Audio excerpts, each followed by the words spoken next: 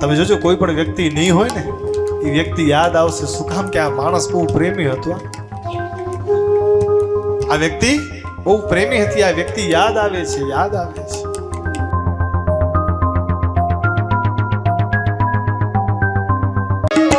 ભગવાનના જેટલા અવતારો થયા એમાંથી ભગવાનના બધા અવતારમાં ભગવાને પ્રેમની વાવણી કરી, પણ ભગવાનનો પરિપૂર્ણ પ્રેમનો અવતાર થયો હોય તો એ કૃષ્ણનો થયો છે. બધા અવતારો ગવાણા છે, બધા અવતારો ગવાણા છે, પણ જેટલા ભગવાન કૃષ્ણના અવતારો ગવાણા, ભગવાનની લીલાઓ ગવાણી, કારણ કે ભગવાન પ્રેમની મૂર્તિ છે. મહાત્માઓએ સાધુ સંતોએ તો ભાગવતને એક નામ આપ્યું છે પ્રેમ શાસ્ત્ર. શાસ્ત્રને નામ આપ્યું છે પ્રેમ શાસ્ત્ર, કે જીવનમાં સાચી વસ્તુ છે એ જીવનમાં પ્રેમ છે.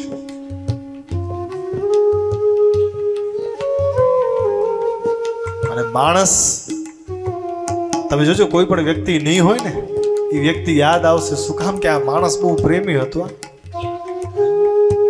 આ વ્યક્તિ બહુ પ્રેમી હતી, આ વ્યક્તિ યાદ આવે છે, યાદ આવે છે. જે છે એ જીવનમાં સાચું પ્રેમ છે, અને ભગવાન પ્રેમની પાછળ દોર્યા છે, પદાર્થની પાછળ નહીં. દુર્યોધને ભગવાનને આમંત્રણ આપ્યું હતું, બધી વસ્તુ સોનાના ચાંદીના થાળ હતા, પણ બધામાં અહંકાર અભિમાન દેખાણું. ભગવાન દોડ્યા, અહીંયા તો ન જમાય આપણાથી, બધી વસ્તુમાં અહંકાર ને અભિમાની માણસ છે. ભગવાન ક્યાં ગયા?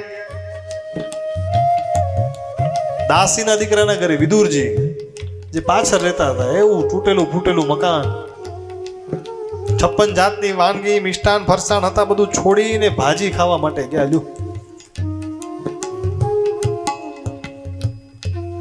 અને વિદુરજી સુરભાને વાટ જોઈ કે ઓ લાલો અહીંયા આવે, દ્વારિકાનો રાજા, સોનાની નગરી વાળો અહીંયા થોડો જમવા આવે, એ તો મહેલમાં જમવા જાય.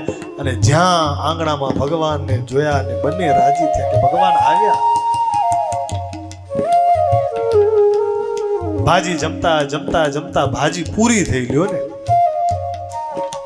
જ્યાં સુનલામ જોયું ભાજી પૂરી, હવે શું દેશું? હવે આ લાલો માંગે નહીં તો સારું, અને માંગે નહીં તો આ લાલો ક્યાંનો? અરે કાકા, કાકા, કાકીને કયો લોભ ન કરે, પોતા માટે બીજી બનાવી લે, મને આપે. કાકી મનમાં વિચાર કરે, હોય તો આપું ને, તગારા ખાલી થઈ ગયા. અને બેનો જોવા જેવું, મહેમાન ઘરે આવે ને રસોઈ ખૂટી પડે તો. અને પછી તો એ પ્રેમ કેવો કે દોડ્યા આંગણામાં કેળા છે, કેળા તોડીને લઈ આવ્યા, છાલ ભગવાનને આપીને કેળા પટમાં ભગવાન છાલ જમે.